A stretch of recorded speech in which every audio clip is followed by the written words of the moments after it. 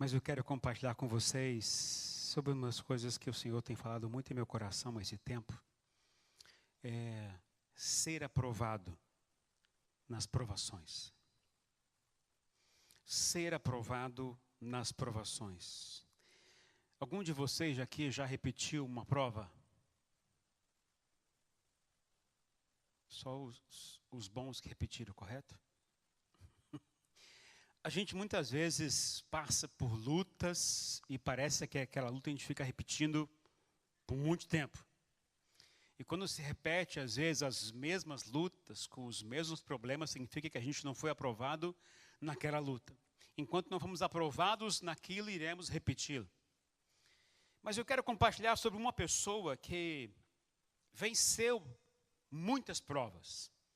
Quero compartilhar sobre um homem de Deus que eu realmente nunca tinha estudado tanto como eu estudei esse tempo. E que me encanta a forma como ele lidou com a vida e com a forma ele colocou o seu coração para servir ao Senhor. Estou falando de alguém especial e eu quero convidar a todos a abrir a palavra do Senhor, apesar que eu vou estar postando ali. Mateus capítulo 13, os versos 55 e 56. Aí eu pedi aí para o Fábio estar ali, por favor, para o Fábio colocar para mim, por favor. Mateus 13, 55 e 56. Diz o seguinte: não é esse o filho do carpinteiro? O nome de sua mãe não é Maria e não são os seus irmãos Tiago, José, Simão e Judas? Não estão conosco todas as suas irmãs? De onde, pois, ele obteve todas essas coisas? Esse texto está falando sobre a família de Jesus, família de José e Maria. E aqui, então, a gente começa a descobrir que Jesus teve 4 irmãos. E segundo os historiadores, existem pelo menos 2 irmãs. Naturalmente, são pessoas que eram tidas como meio-irmãos de Jesus. Porque se Jesus foi gerado a partir do Espírito Santo com Maria, agora então você tem esses irmãos, Tiago, José, Simão e Judas, que eram nomes comuns, como também de Jesus é um nome comum. Essas pessoas são tidas como meio-irmãos porque são filhos do mesmo pai e da mãe no aspecto de José e Maria. Então conviveram com Jesus, aprenderam muitas coisas com o Senhor Jesus. Em especial eu quero falar de uma pessoa, é o filho mais velho depois de Jesus, de José e Maria. Estou falando de Tiago. Tiago. Esse homem, ele é especial demais. Especial demais pelo que ele fez para a igreja, pelo que ele serviu à igreja, pelo que a história conta sobre ele. Nós não temos assim tantas informações, mas o pouco que tem já dá para ter uma noção de quem foi esse homem, de quão importante ele foi para o reino de Deus e para a vida com o Senhor Jesus. Para começar, interessante falar, esse homem, como esses 4 irmãos, não aprovavam muito Jesus. Eles não acreditavam muito em Jesus. Diz a palavra do Senhor que um momento, quando Jesus estava numa casa pregando, chegaram os irmãos com Maria e possivelmente com as irmãs também, e estavam chamando Jesus de louco. Você é um louco, sai desse lugar, o que você está fazendo aí? Outra hora chamou ele de louco porque estava expulsando demônios. Esses irmãos, essa família não acreditou muito em Jesus no começo. Não acreditou muito. E como é que a gente pode imaginar essas pessoas que conviveram de perto com Jesus, ao lado de Jesus, não acreditar em Jesus? Como a gente pode imaginar pessoas que conhecem a Jesus, conhecem as coisas de Deus e ainda dizem que não creem em Jesus, não creem no que ele fez, não creem naquilo que ele prega? Essa história a gente pode imaginar, talvez, com vocês. Muitos de nós já ouvimos falar muito sobre Jesus e não cremos tanto nele. Muitos acreditam tanto nas coisas que ele fez, mas não acreditam em Jesus de verdade, porque nunca se entregaram a ele de coração de verdade. Até já ouviram falar, vão à igreja, participam das coisas de Deus, mas nunca tiveram experiência profunda de crer nele. e duvidam dele, questionam a ele, não aceitam o seu senhorio, não aceitam a sua forma de lidar com a vida, é a mesma coisa que essas 4 pessoas tinham com Jesus. Não aceitavam Jesus e não criam em Jesus. Talvez semelhante a muitas pessoas que nós conhecemos próximos de nós. Mas Tiago, esse homem tinha algo especial, porque ele tinha uma conduta um pouco diferente dos outros irmãos. Talvez porque conviveu com Jesus mais perto. Mas a história conta o seguinte, que ele mudou radicalmente da sua vida quando começou a acreditar em Jesus após a ressurreição do Senhor Jesus. Segundo historiadores, queridos, quando Jesus faleceu, Jesus estava morto naquela cruz, Tiago decretou um jejum para ele, indignado porque os judeus mataram o seu irmão. Mas enfim, quando você vê Paulo dizendo aos coríntios que Jesus foi atrás de Tiago após a sua ressurreição, dá um destaque a mais. Você começa a ver na Bíblia o seguinte, quando Jesus ressuscitou, ele apareceu primeiro às mulheres, depois apareceu aos apóstolos, ele apareceu especificamente a Pedro, e segundo o texto de Paulo, 1 Coríntios capítulo 15, ele também apareceu especificamente ao seu irmão chamado Tiago. Mas por que isso dá um tanto destaque? Porque isso mudou radicalmente a vida de Tiago. Esse encontro com Jesus ressurreto mudou radicalmente a sua vida. A prova disso é quem foi Tiago de aí em diante. Tiago se tornou o líder máximo maior da igreja de Jerusalém. Paulo o chama de coluna da igreja de Jerusalém. Alguém que conhecia de perto Jesus, alguém que viveu as coisas do Senhor Jesus de perto aprendendo, mesmo não querendo no primeiro momento, mas após a ressurreição mudou radicalmente ao Senhor Jesus. Eu vou contar para vocês quem é esse homem na mensagem de hoje. Então, para começar, eu quero ler para vocês, nós vamos compartilhar um pouquinho do que a carta que esse homem escreveu. Só para vocês terem uma ideia também, a história, segundo os historiadores, confirmam que Tiago, esse homem, quando o Império Romano, governador da Palestina, faleceu, mais ou menos nos anos 60, 62, mais ou menos. Ali, até decidirem quem seria o novo governador da Palestina, foi instituído para gerenciar, administrar o sumo sacerdote. O sumo sacerdote tinha ódio de Tiago, que estava liderando a igreja primitiva. E quando tinha ódio, o que ele fez? Ele pegou Tiago e levou para o pináculo do templo. Assim como Jesus fez assim como o diabo fez com Jesus. Levou no pináculo do templo. 400 metros de altura. Eu não sei o que significa isso, mas não é pouco. 400 metros de altura. E o sumo sacerdote conversando com ele lá, empurrou ele de cima para baixo. E quando empurrou, ele caiu lá embaixo. E quando caiu, ele não morreu. E o povo começou a achar quem é esse homem que cai numa altura dessa e ainda não morre. E aí então o sumo sacerdote mandou outros homens a ir atrás de Tiago para acabar com a vida dele. Pegaram porretes e começaram a bater na sua cabeça até ele morrer. Ele foi morto de uma forma terrível. E esse homem, ele diz na sua carta algumas coisas maravilhosas que eu quero compartilhar com você nessa noite.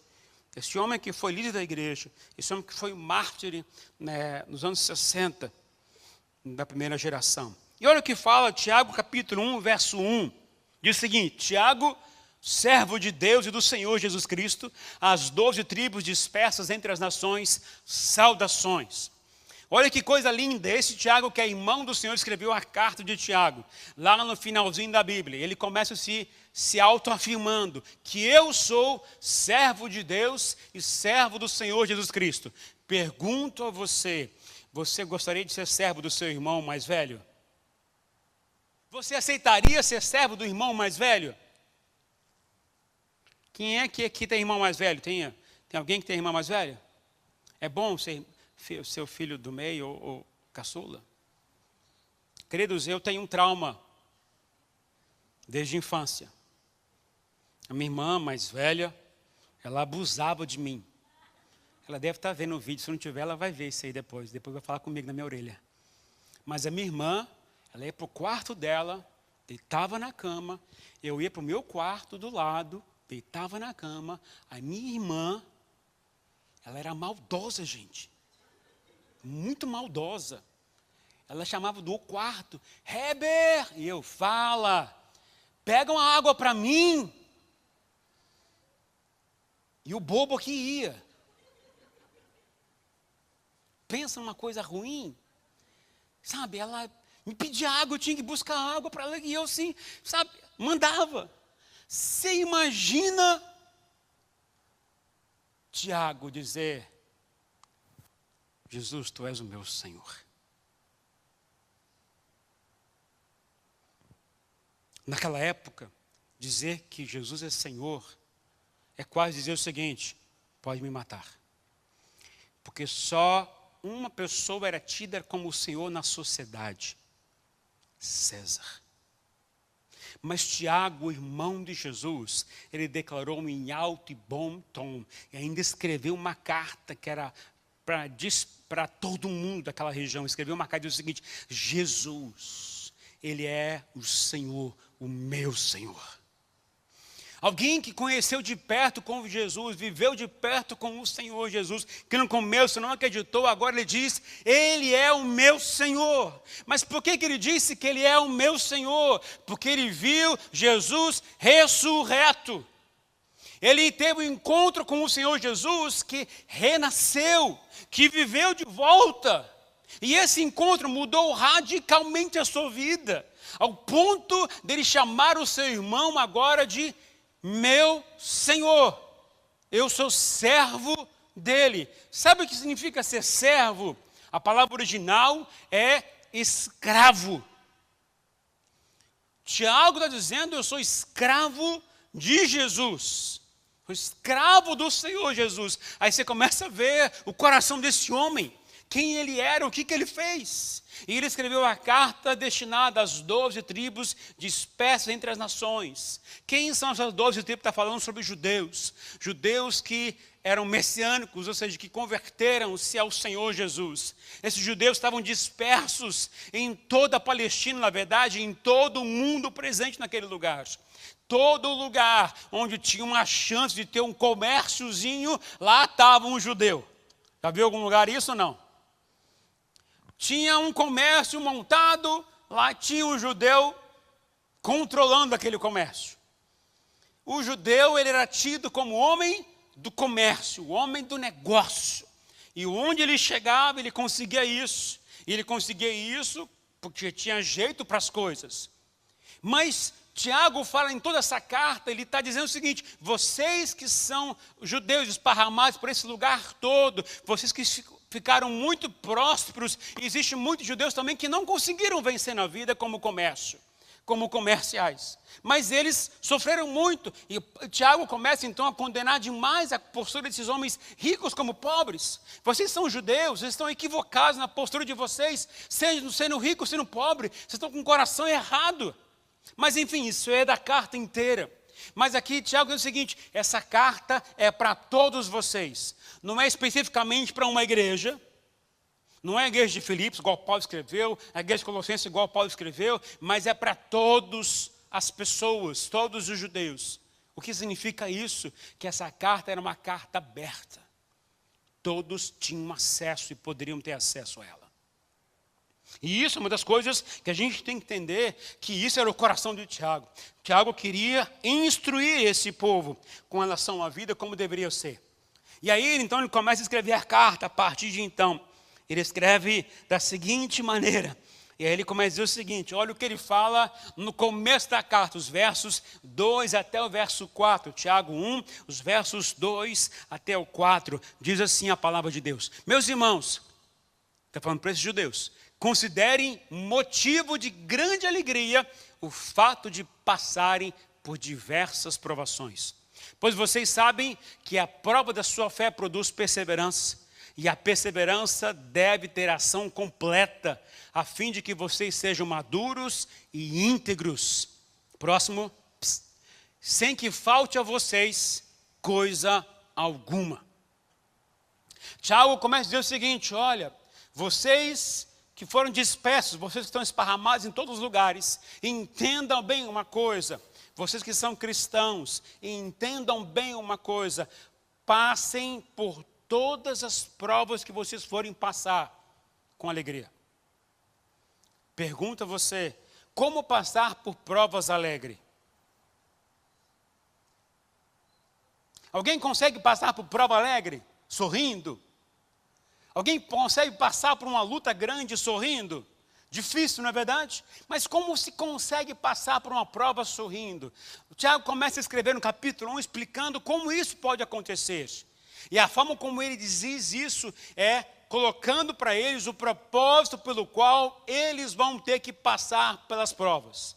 Ele não está dizendo se você passar pelas provas. Não, está dizendo quando vocês passarem. No momento que vocês passarem por lutas, entendam, passam com alegria no coração. Passem com gratidão no coração. Passem alegres. E como se faz isso? Sabendo o propósito pelo qual vocês estão passando essa prova. E o propósito existe dois nesse texto. Diz o seguinte: considere por motivo grande alegria o fato de passarem por diversas provações, pois vocês sabem que a prova da sua fé produz perseverança. Produz perseverança. O que você está dizendo isso? Queridos, entenda bem o que é isso. A prova tem um propósito de nos fazer crescer. A prova tem um propósito de nos fazer crescer, aprender, evoluir, expandir, desenvolver. A prova nunca é para derrubar você. A prova nunca tem um propósito de paralisar você. Mas é de fazer você crescer. Mas com qual objetivo Ele quer que você cresça? Segundo o texto, a fim de que vocês sejam maduros e íntegros. Maduros e íntegros. O motivo pelo qual a gente vai passar por provas é para que a gente seja maduro e íntegro. E o que significa isso? Significa saber tomar decisões de forma equilibrada e sábia. Ser maduro é saber se portar diante das provas que você está passando. Ser maduro é você saber relevar alguns momentos. Ser maduro é você saber como controlar suas emoções e você não tomar decisão baseada nas emoções. Ser maduro é você saber se posicionar diante de uma crise, de uma luta, de um problema conjugal, de um problema financeiro, de um problema no trabalho, de um problema seja ele qual for. Quando você sabe a luta e você sabe agora que você tem que saber como reagir, como agir. Jesus, Mateus capítulo 4 diz que o Espírito Santo pegou Jesus e levou para o deserto para ser tentado. Há duas coisas importantes que você precisa aprender. A provação está sempre relacionado à escassez. Quando falta alguma coisa, pode ter certeza, Deus vai usar aquilo para provar você. Quando Jesus foi para o deserto, o que aconteceu com Jesus? Ficou 40 dias sem comer naquele lugar. E possivelmente sem beber também. Mas a gente tem que entender que a escassez, a falta de comida, a falta de cama, a falta de travesseira, a falta de muita coisa para Jesus, simbolizar para Jesus ter que passar por aquela prova. Então, o que está faltando para você? Deus vai usar isso para provar a sua fé. E se você for perseverante até o final, você vai vencer. E o que é a tentação? A tentação é você, com os seus desejos, antecipar a solução do problema. Ou seja, você usar aquilo que você tem, da sua própria força, do seu próprio mérito, aquilo que você tem como força, o seu desejo seu, para resolver um problema que você ainda não pode resolver, que existe um tempo para se passar pela prova. Quando você deixa o seu desejo, quando você deixa o seu impulso natural, quando você coloca aquilo que você quer do seu jeito para resolver um problema, que é a tentação, você está antecipando e você está mudando o foco de Deus para ser provado. A prova está sempre relacionada a um tempo. Olha só, perseverança, em outras traduções, significa paciência. Quando a sua fé ela é provada, ela vai produzir em você paciência. Paciência você vai ter que aguentar até o tempo exato determinado por Ele para você ser aprovado. Não é por você, não é o seu tempo. Quanto tempo Jesus ficou no deserto? 40 dias. Ele não podia ficar 30 dias, não podia ficar 20 dias. Ele tinha que ficar 40 dias porque é o tempo determinado pelo Senhor. E quando ele venceu, no final, até as tentações, ali ele foi aprovado. Quando eu venço as tentações em meio à prova, eu serei aprovado pelo Senhor.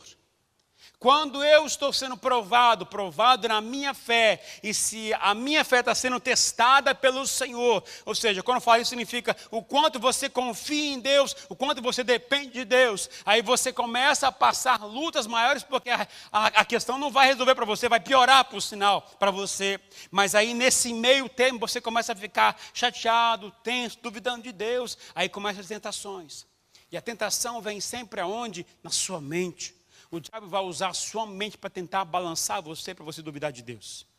Isso vai ser tentação. Mas o propósito que Deus quer nos ensinar, depois eu vou entrar nesse assunto, é que a gente tem que compreender que existe um propósito para a gente passar pelas provas. Quando você quer emagrecer, o que você tem que fazer?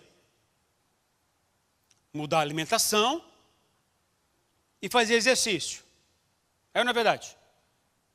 Por que as pessoas são tão ousadas e até pagam para a academia para poder emagrecer? Porque tem um propósito, não tem? Propósito é emagrecer. Eu vou emagrecer 10 libras, vou emagrecer 20 libras, vou emagrecer tudo isso. É o que eu quero fazer. Então você se empenha o máximo possível. Tem gente que paga para sofrer. Conhece alguém assim? Tem gente que paga ginástica para sofrer. Por que ele faz isso? Porque ele tem um propósito. Eu quero chegar lá, eu quero emagrecer. E a pessoa faz e vai tentando todos os dias. Vai lá, cansa um pouquinho mais. Vai lá e desgasta um pouquinho mais. Vai lá, sofre um pouquinho mais. Chega em casa um bagaço e continua lutando. Porque o dia seguinte eu vou tentar fazer mais um pouquinho, porque eu quero emagrecer. Quando você faz todo o seu esforço, significa que você quer ser aprovado naquilo. E você quer chegar no final com aquilo que você sonhou e você conquistar aquilo. A perseverança é isso que o Senhor quer para você. Agora, tem gente que é muito bom. Começa hoje. Hoje eu não vou comer isso, não vou comer aquilo, eu vou fazer ginástica, eu vou fazer isso, e amanhã eu vou comer tudo que eu não comi ontem. Porque eu não aguento. Não passou na prova, tem que voltar a repetir tudo de volta. A perseverança é a grande chave para se conquistar e ser aprovado pelo Senhor. Mas eu quero falar um pouquinho mais sobre o propósito de Deus. Se eu entendi que o Senhor quer que eu tenha como propósito ser maduro e ser íntegro, vamos entender o que Jesus quis dizer sobre isso. Quem fala muito bem sobre isso é o apóstolo Paulo.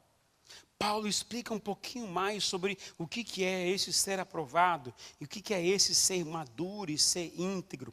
Paulo fala lá, Romanos capítulo 8, é um texto extremamente conhecido, até nós cantamos muito esse texto. Romanos capítulo 8, os versos 28 e 29, diz o seguinte, Romanos 8, 28 e 29, diz lá, sabemos que Deus age em todas as coisas para o bem daqueles que o amam, dos que foram chamados de acordo com o seu propósito. Pois aqueles que de antemão conheceu, também os predestinou para serem conformes à imagem de seu Filho, a fim de que ele seja primogênito entre muitos irmãos. Paulo está resumindo um pouquinho o que Tiago falou na sua carta. Está dizendo o seguinte, nós sabemos que Deus age em todas as coisas, ou seja, tudo coopera. Coopera para quem? Para todo mundo que ama o Senhor, mas para o quê? Para o bem. É ou não é verdade?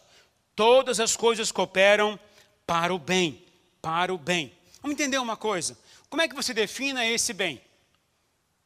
O que é o bem para você? O que é o bem para você? ter saúde, uma boa saúde. Eu conheço muitos cristãos que não têm uma boa saúde. Bem é algo financeiro.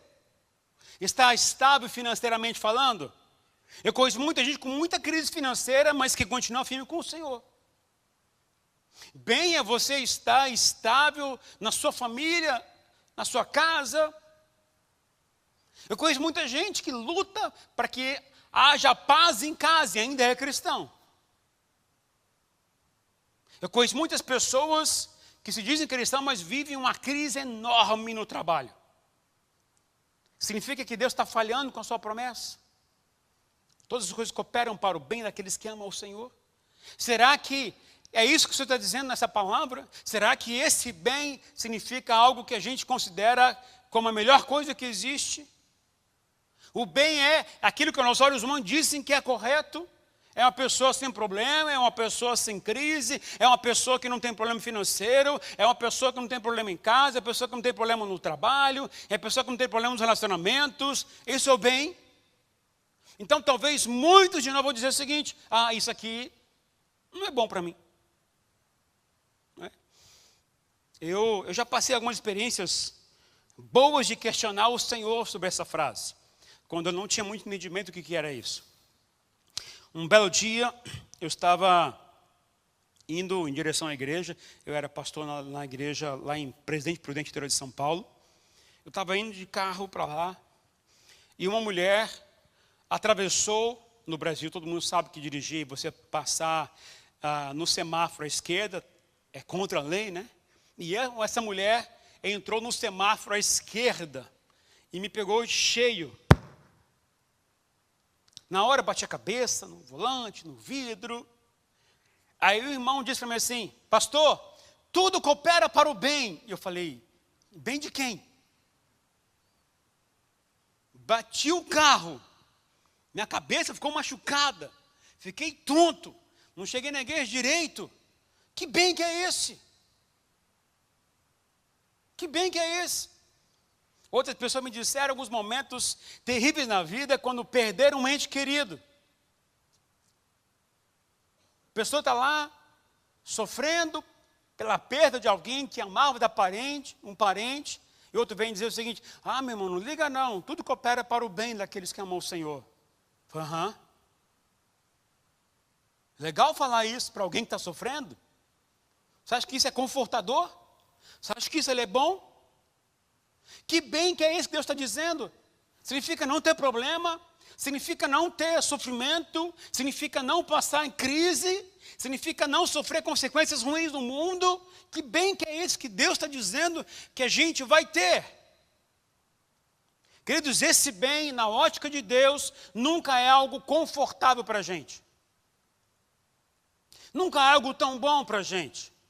Esse bem nunca é algo que a gente vai gostar muitas vezes.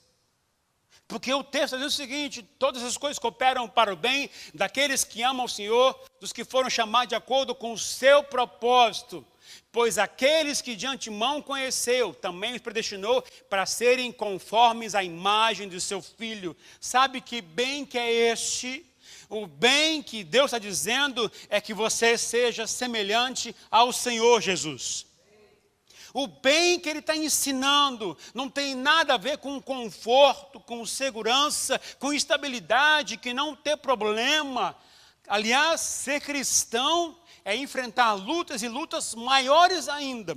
Se alguém pregou para você que ser cristão significa estar livre de problema, você está completamente enganado.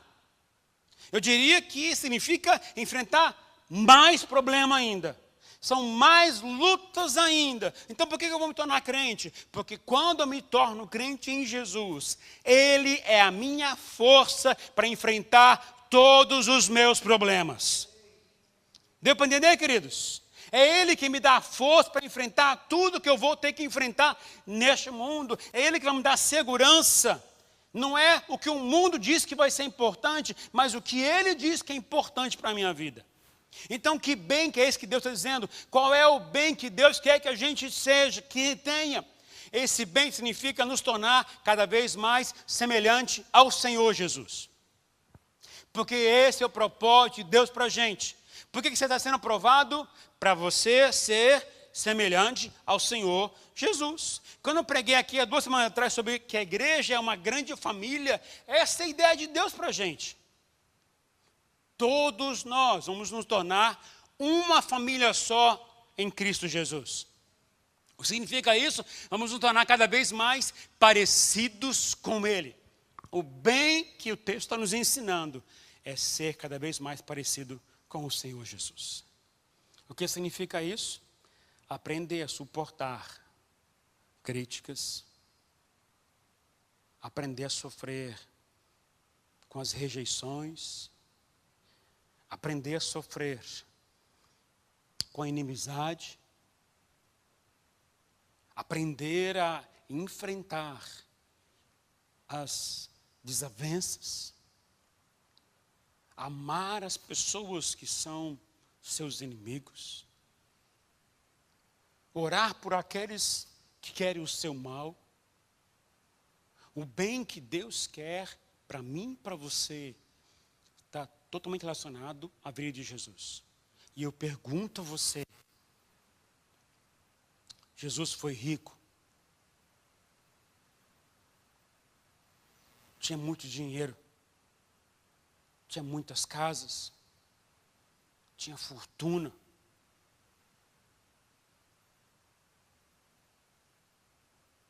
A gente decide tanto essas coisas. Mas não é isso que o Senhor quer para a gente. Não significa que você ter recursos de dinheiro, você está indo contra a vontade do Senhor. Mas se você está desejando apenas isso, você ainda não entendeu o propósito de Deus para você. O que Deus quer que você seja semelhante a Jesus, é ter que começar a aprender a viver como Jesus viveu. As escolhas que Jesus escolheu, aquilo que Ele quer para você. Por exemplo, se você escolhe na sua vida, eu quero ser rico, isso não bate com o propósito de Deus para você. Entenda bem isso. Eu quero ter muito dinheiro para poder comprar minhas casas e meus investimentos, eu quero ter recursos, eu quero ter estabilidade financeira, o que é isso? Se você só pensa isso na sua vida, está totalmente equivocado, porque Deus não tem para você isso. E isso não é o bem que Ele quer para você. Agora, se você diz, então eu quero ter dinheiro, mas para que você quer ter dinheiro? Se for para o seu conforto, está fora do propósito do reino de Deus. Agora, se for para você ter dinheiro para poder ajudar outras pessoas, aí tem a ver com a vontade de Deus. Eu quero ter uma casa, eu quero comprar uma casa para mim, eu quero ter um lugar para que eu possa morar. Ok, se você quer ter apenas para você curtir para a sua vida, você não entendeu o propósito de Deus para você. Isso não é o bem que Deus tem para você. Agora, se você quer uma casa, quem sabe para abrir um grupo pequeno ali, você alcançar mais pessoas para o Senhor Jesus, aí é de Deus no meio. Se o seu sonho não tiver nada a ver com o sonho de Deus, você está indo na contramão do propósito do Senhor. Aí você vai tentar ser aprovado por Deus, mas como vai ser aprovado por Deus? Fazendo aquilo que Ele não quer que você faça. A única forma de ser aprovado é aceitar o plano que Ele tem para você. Aceitar o propósito que tem para você. Eu diria até 2 coisas que a gente precisa entender muito bem por sinal. Esse bem que o Senhor tem para a gente vai nos levar a ter que fazer 2 escolhas. A primeira escolha é entender que as minhas vontades não podem ser mais importantes do que a vontade dEle para a gente. O bem que Ele quer para mim não tem nada a ver com aquilo que eu quero para mim. O bem que Ele quer para mim, que Deus quer para mim, é que eu me torne semelhante ao Senhor Jesus, que é o Filho primogênito. Então, eu preciso começar a rever os meus valores e as minhas prioridades. Porque quando eu começo a entender essa verdade, eu começo a viver de forma diferente. E a segunda coisa que eu tenho que entender nesse bem, é que eu tenho que escolher o propósito de Deus para a minha vida. E eu até ouso em dizer para você, queridos, uma das coisas que eu tenho que trabalhar na minha cabeça, eu até tenho tentado entender algumas coisas mais do Senhor, que a partir do momento que a gente se converte ao Senhor Jesus, que a gente se torna servo de Deus, o livre-arbítrio acaba acabando. Você começa agora a não ter muitas escolhas. Por exemplo, Jonas escolheu não ir para Nínive. Ela não foi. Mas Deus arrumou o jeitinho dele chegar lá, não foi? Você pode até escolher um outro caminho, mas Deus vai escolher um caminho para te levar você naquele lugar. Se você seguir o caminho que Ele quer para você, você vai sofrer menos. Agora, se você não quiser escolher o caminho dele, se você já é cristão, saiba que Ele vai preparar um caminho bom para você. Até ser engolido por um peixe, passar uma grande dificuldade, uma luta na família, uma crise no trabalho. Para quê? Para chamar a sua atenção. Para quê? Para que você venha para o propósito que Ele tem para você. Esse é o bem que Ele tem para a gente. Esse é o bem que Ele tem para a gente. Qual é a sua escolha? O bem que Deus tem para você? Mas então, como é que eu devo fazer? O que eu tenho que fazer para poder ser aprovado nas provas que o Senhor está me colocando? O texto de Tiago me ensina pelo menos 4 coisas, mas eu vou falar com vocês apenas 2 hoje. 2 coisas que são importantes de como a gente tem que passar pelas provas e ser aprovado. A primeira coisa que o texto me ensina que a gente tem que fazer, está lá em Tiago 1, verso 5, que diz o seguinte: se algum de vocês tem falta de sabedoria, peça a Deus, que a todos dá livremente, de boa vontade, e lhes será concedida. A primeira coisa que eu preciso fazer para ser aprovado numa aprovação, ser aprovado em alguma coisa que está faltando na minha vida, é pedir ao Senhor sabedoria. Pedir ao Senhor sabedoria. Eu tenho o costume de todos os dias agora, quando entendi esse texto, pedir para o Senhor me dá sabedoria para poder fazer as coisas nesses dias.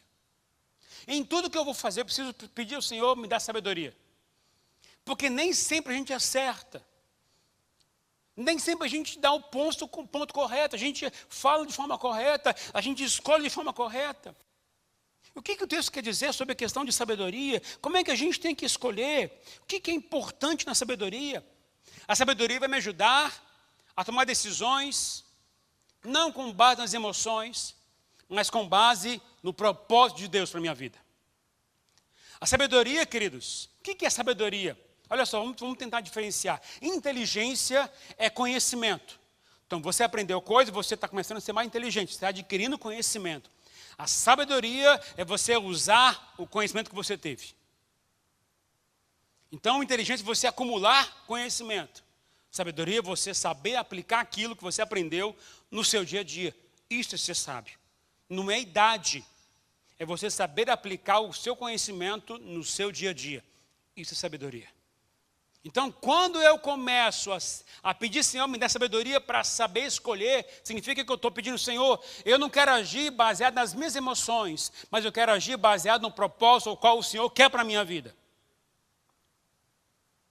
Eu tenho que começar a parar de agir assim com o Senhor. Senhor, quando você acorda, você amanhece, Senhor, abençoe meu dia, eu vou fazer isso, eu tenho que fazer aquilo, tal. E você enumera o que você vai fazer. Senhor, agora abençoe meu dia. O maduro, ou seja, aquele que é maduro espiritualmente, aquele que já entendeu, que não fica perguntando, Senhor, isso é pecado, isso não é pecado, isso é errado, isso é certo, não está preocupado com essas coisas. O maduro é aquele que diz, Senhor, onde é que o Senhor vai abençoar hoje? Me permite estar naquele lugar hoje. Senhor, eu tenho algumas coisas para fazer neste mundo, eu tenho que trabalhar, mas o que o Senhor quer que eu faça no meu trabalho, para que a tua glória apareça do meu lado? Muda completamente a sua oração. Não é você pedir, Senhor, agora abençoa as coisas que eu vou fazer. Não. É você, Senhor, eu quero ser canal de bênção para outras pessoas, aonde eu vou estar, no que eu estou fazendo. Senhor, me dá sabedoria de como eu tenho que agir com o meu patrão. Me dá sabedoria de como eu tenho que agir com o meu chefe. Me dá sabedoria de como eu tenho que agir na dificuldade do trabalho, no dia a dia, no trânsito, nas lutas que eu tenho que passar durante o dia. Me dá sabedoria para isso. Significa saber tomar decisões, não baseado em emoções, mas baseado no propósito de Deus. O maduro e íntegro é aquele que não está muito preocupado se é pecado ou se não é pecado, mas está preocupado em obedecer o propósito de Deus. É pecado ficar ouvindo música cristã, ou música secular, música mundana. Quem é maduro não está preocupado com isso. Agora, quem é maduro sabe escolher o que vai ajudar a edificar a sua vida. Eu prefiro escolher o quê? Ouvir músicas cristãs de adoração ao Senhor. Eu, quando estou andando minhas voltas no condomínio, que eu estou fazendo meu exercício diário, eu não estou escutando música secular. Eu não estou escutando músicas que não falam nada sobre Deus. Eu estou escolhendo músicas que me ajudam a adorar ao Senhor, a celebrar ao Senhor. Eu estou fazendo isso por quê? Porque eu entendo que eu preciso gastar mais tempo com aquele que é mais importante para mim, que é o Senhor Deus. Tiago, quando teve o seu encontro com Jesus após ressuscitar, mudou radicalmente a sua vida. Sabe o que ele entendeu, queridos? Porque mudou radicalmente, porque agora ele tinha visto o que ele seria no futuro, como ele seria no futuro, como iria viver no futuro. Ele entendeu que ter corpo glorificado é diferente do teu corpo natural. Ele viu como Jesus era naquele momento, ele entendeu, opa, eu vou chegar lá como Jesus chegou. Se ele chegou, eu também vou chegar, eu vou também ressuscitar em Cristo Jesus, eu também vou ter um corpo glorificado, eu vou estar com meu Pai todos os dias da minha vida. Ele entendeu que a sua vida agora não está baseada na coisa material, na coisa secular, mas que existe algo melhor, algo maior. Esse algo maior era que vinha de Deus e não aquilo que o mundo oferecia. Eu vou ficar igual a Jesus, eu vou ter um corpo glorificado igual ao Senhor Jesus, eu vou ressuscitar com o Senhor Jesus. Quando ele entendeu isso, o seu coração ficou mais apaixonado por Deus, por Jesus ainda. Quando você tem sabedoria, quando você é maduro, quando você é íntegro, as suas escolhas têm como base o que você vai ser no futuro, não o que você quer ser hoje. Sua sabedoria está baseada no que você vai conseguir chegar a ser lá na frente. Que é você ser uma pessoa nova em Cristo Jesus. É você viver uma vida nova com o Senhor lá na frente. O mais importante é o que está lá e não o que está vivendo aqui hoje. Ah, mas eu quero viver minha vida aqui hoje. Eu vou explicar já já. Olha só, quando falou sobre sabedoria, ele citou algumas coisas interessantes no texto, que a gente tem que entender muito bem. Ele está falando sobre algumas coisas interessantes. Olha o que fala o versículo 6. Peça com fé, porém com fé, sem duvidar, pois aquele que duvida é semelhante à onda do mar, levada e agitada pelo vento. O que está falando aqui, queridos? Que além de você pedir sabedoria, você tem que viver, e você precisa ter fé, para poder receber a sabedoria, viver o propósito de Deus, e vencer as provas que você tem que enfrentar. Mas olha só, o texto diz, peça com fé sem duvidar, pois aquele que duvida é semelhante à onda do mar. Quando eu estou entendendo o propósito de Deus, e eu fico em dúvidas, eu ainda não posso pedir nada para Deus, porque não vai adiantar eu pedir. Quando fala é semelhante à onda do mar, como é que é a onda do mar? A onda do mar vai e vem. Ela vem, depois volta, e vem de novo, e volta. Quem vive assim, vive em dúvidas constantes. São pessoas inconstantes. São pessoas que vivem nas dúvidas. São pessoas desse tipo aqui. Ah, chamou para vir na igreja? Vem. Os amigos chamaram para ir no barzinho? Também vai. A pessoa que vive dessa forma. Ah, eu quero uma coisa no mundo que o mundo oferece. Eu quero curtir minha vida no mundo hoje. Mas eu também vou no sábado na igreja porque eu tenho que curtir Deus também no mundo. Lá na igreja. Quem faz isso, você pode pedir o que você quiser. Que você não vai alcançar em Deus. Porque você está vivendo em dupla vida. Isso é em dúvida. Deus não quer pessoas que vivam nessa forma. Ah, eu vou curtir minha vida. Eu quero curtir minha vida, aproveitar minha vida bebendo álcool, bebendo bebida alcoólica. Ainda não entendeu o que Jesus disse, o que Paulo falou sobre encher-vos do Espírito e não encher-vos de bebida alcoólica. Ser maduro é você rejeitar aquilo que o mundo diz, isso aqui vai derrubar você, afundar você. Mas aquilo que é de Deus, aquilo que é melhor para você, e o melhor é você viver constante, não como onda do mar, vai e vem. A pessoa inconstante, a pessoa, sabe, que não tem firmeza com Deus, Essa pessoa pode orar e pedir, não vai adiantar nada, porque não vai conseguir de Deus. O texto diz, tem que pedir com fé, e fé é certeza. É certeza, fé não é dúvida. A dúvida é você querer Deus hoje e amanhã, não quero tanto não. A dúvida é você hoje querer as coisas de Deus e amanhã você querer outras coisas. A dúvida é a pessoa que vive de uma forma inconstante. Quando você pensa em ondas do mar, eu estou falando em pessoas inconstantes. Estou falando em pessoas que não são seguras, que não vale a pena você confiar muito. Pessoas que não vale a pena você nem se relacionar muito. Porque essas pessoas não têm muito que eu te oferecer. Porque um dia quer uma coisa, outro dia quer outra coisa. Essas pessoas que vivem como ondas são pessoas agitadas.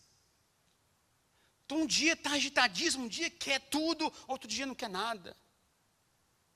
Quem vive assim ainda não teve uma experiência forte com o Senhor e ainda não entendeu o que é a vida cristã, não entendeu o que é a fé em Jesus Cristo. Fé é certeza, mas não é somente certeza. É você confiar em Deus que Ele tem prazer para dar para você. Confiar em Deus que Ele tem o melhor caminho para você. A prova você vai passar quando você confiar mais no Senhor. Existe uma história que é até verídica, né? Um jornalista, ele foi entrevistar como é que chama esse cara que gosta de andar em cima da corda? Que fica andando em cima da corda? Esqueci agora. Equilibrista. Deve ser isso aí, é uma coisa assim. Ele gosta de andar em cima da corda. Doido mesmo. Agora você imagina, tem uma história de um cara famoso que queria atravessar de um prédio para outro prédio. E ele então esticou a corda aqui, esticou a corda ali. Então ele foi e começou a andar, arrumou aquela madeira e começou a andar e atravessou o prédio para outro prédio. Aí perguntaram para o jornalista, você acredita que ele vai passar de um prédio para o outro? Eu falei, lógico que acredito, porque já passou várias vezes. Ok. Aí fizeram a segunda pergunta para ele. Ele vai colocar um carrinho, uma carriola na frente, na linha. Ele vai empurrar a carriola andando até o outro prédio. Você quer que ele consegue fazer isso? Lógico que eu creio. Então você vai ver ele passar com a carriola na frente. Aí a última pergunta. Você vai lá dentro da carriola, junto com ele? Fé, você acredita que a pessoa pode passar. Agora, fé não é somente acreditar. É você confiar que ele vai conseguir. Andar com Deus é assim também. Eu creio que Deus pode fazer muita coisa. Só que a gente não confia muito em Deus. A gente confia na gente. Ser aprovado é você confiar nele. É confiar nele. Primeira coisa que eu tenho que fazer para ser aprovado é pedir a Deus sabedoria. E a segunda coisa que eu tenho que fazer, eu tenho que crer no Senhor. Quando eu tenho fé, e essa fé é a certeza, e também é confiança, entregar minha vida para Ele, aí eu começo a passar pelas provas da forma como Ele quer que eu passe. Entender o propósito de Deus é você viver tudo conforme o que Ele preparou para você. Mas eu não quero. Essa escolha é sua, essa escolha é minha.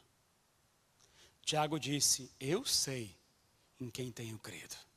Ele é meu Senhor, eu sou servo dele. Assim como eu vi ele ressuscitado, eu quero também estar com ele eternamente.